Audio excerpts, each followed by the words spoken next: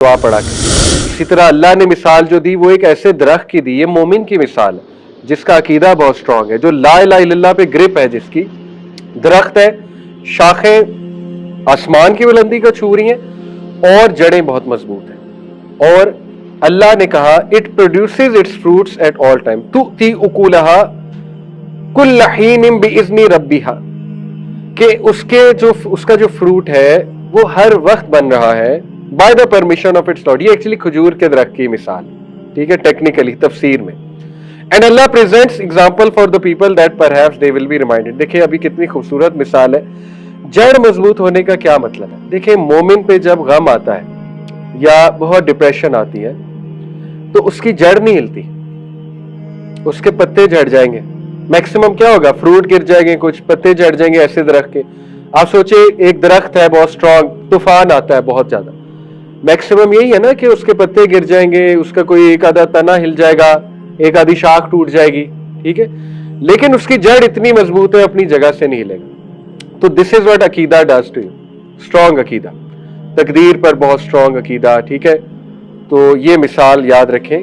اور یہ تربیت کے حوالے سے بہت خوبصورت آیا ہے کہ بچوں کی تربیت جو ہے وہ سبحان اللہ آپ دیکھیں اس حوالے سے. تو ایک تو عقیدہ, ٹھیک ہے. نمبر 2 ریلیٹیبلٹی, بہت خوبصورت بات ہے. ریلیٹیبلٹی جو ہے یہ ہمارے دین نے اتنی کریٹ کی ہے. قرآن میں جتنی سٹوریز ہیں وہ ریلیٹیبلٹی کے لیے ہی تو ہے نا. آپ دیکھیں ایسے مسائل چونکہ زیادہ کامن آتے ہیں اس لیے میں بار بار مثالیں دیتا ہوں. لیٹ سے کسی کو اولاد نہیں ہو رہی, کسی خاتون کو, آپ کے لیے اتنی بڑی ریلیٹیبلٹی اللہ نے کریٹ کر دی, حضرت عائشہ کی اولاد نہیں, اس سے بڑی ریلیٹیبلٹی کیا ہے آپ کے لیے؟ حضرت عائشہ تو دوسری شادی بھی نہیں کر سکتی تھی, امہات المومنین کو شادی بین تھا, نہیں تھی اولاد. حضرت حفصہ کی اولاد تھی, نہیں تھی, تو کیا انہوں نے زندگی نہیں گزاری؟ ریلیٹیبلٹی کریٹ ہو رہی ہے کہ آپ اکیلے نہیں ہیں. امام بخاری کی شادی نہیں ہوئی, زیادہ مشہور بات یہی ہے, ٹھیک ہے, معروف بات یہی ہے, نہیں ہوئی. امام احمد بن حنبل کے بارے میں بھی غالباً آتا ہے, خیر, لیکن ایسے ہی ہمارے ائمہ گزرے ہیں جن کی شادیاں نہیں ہوئی فار ویریس ریزنز, کرنا چاہتے ہوں گے لیکن علم میں لگا دی ساری عمر. امام ابن تیمیہ کے بارے میں آتا ہے غالباً, ان کی بھی شادی نہیں ہوئی. تو there are so many people جن سے آپ ریلیٹ کر سکتے ہیں کہ اگر اولاد نہیں ہوئی تو اس کا یہ مطلب نہیں یو آر ڈومڈ, یا آپ کی نسل ختم ہے. دیکھیں کئی دیر سو مینی گریٹ پیپل ہیں پاسٹ. اب آپ حضرت عائشہ کے بارے میں کیا کہیں گے, ان کی نسل کہاں ہے؟ حضرت عائشہ کی نسل. لیکن حضرت عائشہ سے دوسرا کام اتنا لے لیا کہ میں اور آپ صحیح بخاری, کتنی حدیث حضرت عائشہ سے, مور دین 2000 آئی تھنک حضرت عائشہ سے حدیث مروی ہیں. تو یہ والا کام لے لیا اللہ نے اس سے, پھر امہات المومنین میں سے ہیں وہ.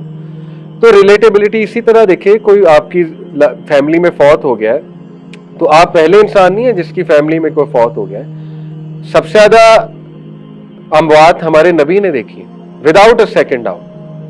اپنے بچوں کی چار بچوں کی اموات دیکھی ہیں اپنی زندگی میں, 3 بیٹیوں کی اور 2 بیٹوں کی, 5 بچوں کی اموات دیکھی اپنی زندگی میں اور اپنے ہاتھ سے دفنایا, ٹھیک ہے, نبی صلی اللہ علیہ وسلم نے اپنے بچوں کو.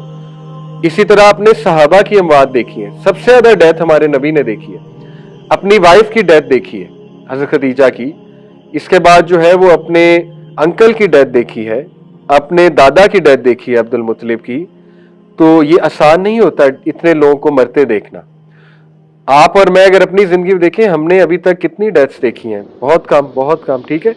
تو یو کین ریلیٹ ود رسول اللہ صلی اللہ علیہ وسلم. تو ریلیٹیبلٹی ریئلی ہیلپس. اسی لیے قرآنک سٹوریز سے ریلیٹ کرنا چاہیے. سپورٹ سسٹم بہت ضروری ہے, کاؤنسلنگ فرام لوڈ ونس, خاندانی نظام. اور جتنا کنبہ سٹرونگ ہوگا اتنا اچھی بات ہے. اس لیے اپنی فیملیز کو سٹرونگ رکھیں اور ایک دوسرے کا ساتھ دیا کریں, بڑی تقویت ملتی ہے. ایک دوسرے کو دلاسا جب دیا جاتا ہے. تو پرانی جنریشن ماشاءاللہ آپ دیکھیں 6 بچے, 10 بچے. اسی طرح میں اپنے دادا کو دیکھوں 8 بچے, نانا کو دیکھوں ان کے بھی 8 بچے, ٹھیک ہے. انفارچونیٹلی اب ڈائٹ کی وجہ سے ان ساری چیزوں سے فیملی سسٹم بھی آہستہ آہستہ 1-2 بچوں کی طرف آ رہا ہے. اینی یہ ایک الگ ٹاپک ہے, لیکن سپورٹ سسٹم, کنبہ, خاندان بہت میٹر کرتا ہے. اور اس سے کاؤنسلنگ لینا اور ایک دوسرے کو تقویت دینا. اسی لیے نبی نے دیکھے اللہ نے کتنا پسند فرمایا بیمار کی تیمارداری. اپنے بچوں کو سکھائیں بیمار کی تیمارداری. اسی طرح کوئی فوت ہو گیا ہے تو بچوں کو مینرز ہونا چاہیے وہاں جا کے کیا کہنا ہے, کیا افسوس کرنا ہے وہاں جا کے. اور بچوں کو آپ کو بھیجنا چاہیے ایسی جگہ, جنازوں پہ بھیجنا چاہیے, ایون قبرستان تک بھیجنا چاہیے. بچوں کو تھوڑا سا ہمیں اس میں بہادر بنانا چاہیے کہ everyone has to die. ٹھیک ہے. اسی طرح پھر دعاز ہیں, اسلامک سائیکو تھراپی کا حصہ وہ دعاز. آگے ہم دیکھتے ہیں کیا کیا ہے. سٹوری آف ام سلمہ ہے, ان کی دعا کتنی مشہور ہے, انا للہ و انا الیہ راجعون اللہم اجرنی فی مصیبتی واخلف لی خیرا منہا. ان کے جب میاں فوت ہوئے تو انہوں نے دعا پڑھی اور اللہ نے بدلے میں رسول اللہ صلی اللہ علیہ وسلم بطور شوہر دیے. کتنی بڑی کیس اسٹڈی ہے. تو یہ چند ایک باتیں اسلامک تھراپی کے حوالے سے. ٹھیک ہے.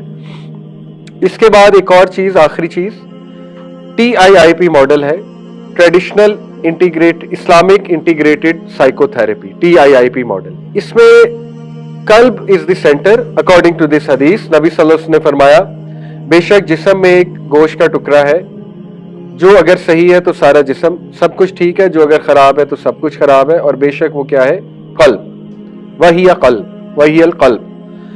تو قلب سینٹر میں ہے جس پہ ورکنگ کرنی ہے ایکچولی. اب قلب کے ساتھ عقل بھی جڑی ہوئی ہے. انٹرسٹنگلی آپ کے ہارٹ میں 40,000 نیورونز ہیں جو صرف دل کے اوپر کام کرتے ہیں, ان کا تعلق دماغ کے ساتھ نہیں ہے. Search about it. ٹھیک ہے, گوگل پہ جا کے لکھیں neurons of the heart.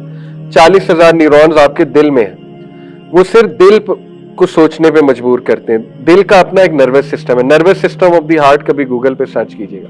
Any قلب کا تعلق عقل سے بھی ہے, قلب کا تعلق نفس سے بھی ہے, قلب کا تعلق احساس ایموشن سے بھی ہے, قلب کا تعلق روح سے بھی ہے. سو آور سینٹر آف فوکس از قلب. ویسٹرن سائیکالوجی کا مسئلہ یہ ہے کہ قلب کو نکال دیا انہوں نے بیچ میں سے, اور انسان کو بس ایک ایسا ہی انہوں نے کریچر سمجھا جس کا دماغ سب کچھ ہے. تو اس لیے جب بھی ہم نے اپنے مسائل کو ٹھیک کرنا ہے تو سب سے پہلے قلب کا علاج کرنا ہے. ٹھیک ہے. اور قلب کا علاج آپ کو پتا ہے اس میں پھر بہت سی چیزیں آتی ہیں. مثال کے طور پہ ہم نے گناہ بھی چھوڑنا ہے. دیکھیں, اگر ہم نے ڈپریشن سیڈنس سے نکلنا ہے, ہم نے گناہ بھی چھوڑنا ہے, کیونکہ گناہ قلب کو افیکٹ کرتا ہے. ہم نے قرآن کے ساتھ بھی کنیکٹ ہونا ہے تاکہ قلب اور اسٹرینتھن ہو. ہم نے قرآن یاد کرنا ہے تاکہ قلب میں قرآن آئے. ٹھیک ہے, قرآن کی تلاوت سننی تاکہ قلب میں قرآن آئے.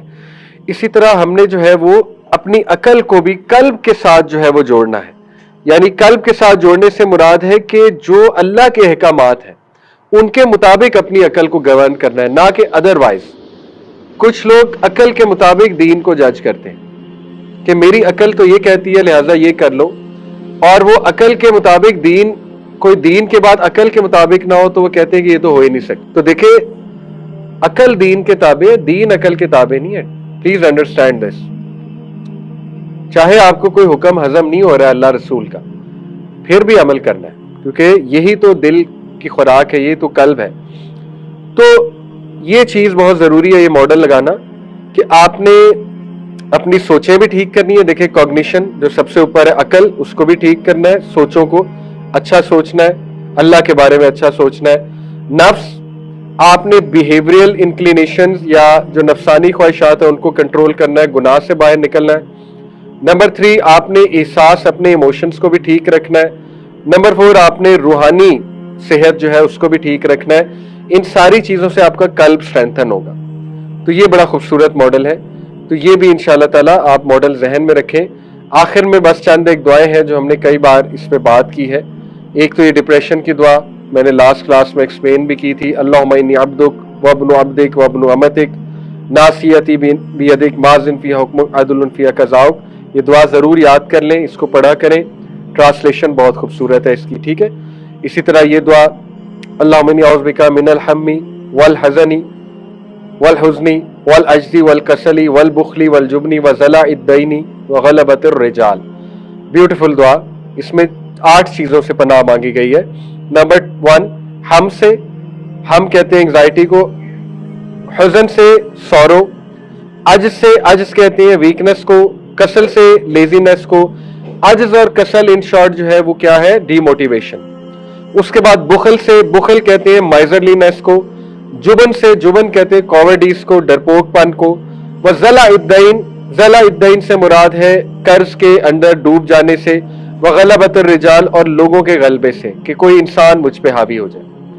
इसी तरह ला इलाहा इल्ला अंता सुब्हानका इन्नी कुन्तु मिनज़ ज़ालिमीन, या हय्यु या क़य्यूम बिरहमतिका अस्तगीस। फिर ये दुआ, असली लिशानी कुल्ला वला तकिलनी ला नफ्सी तरफ़त ऐन। ये दुआ, अल्लाहुम्मा इन्नी अऊज़ु बिका मिन जहदिल बलाई व दरकिश शकाई व सूइल क़ज़ाई व शमाततिल आदाई, कि अल्लाह ताला मैं आपसे पनाह चाहता हूँ या चाहती हूँ सख्त मुशक्कत से। जहदिल बला का मतलब है सख्त मुशक्कत से। व दरकिश शकाई, होपलेसनेस से, या जिसको कहते हैं रेचिडनेस।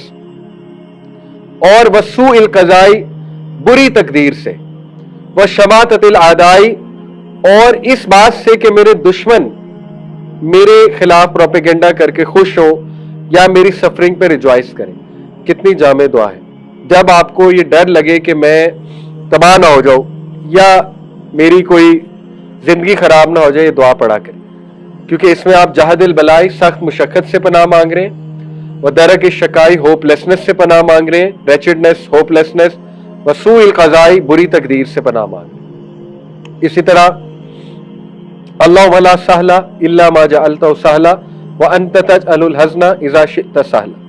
ए अल्लाह, there is no ease except that which you make easy, and indeed you when you want make grief and difficulty easy। ये भी आसानी की दुआ है, बहुत खूबसूरत दुआ है। इसी तरह हस्बुनल्लाह व निअमल वकील, ये भी बहुत खूबसूरत दुआ है। बाकी ये दुआओं की ऐप और व इय्याका नस्तईन दुआओं की ऐप है। तो जज़ाकुमुल्लाह खैर, यहीं पे आज हमारा इख्तिताम हुआ इस सीरीज का।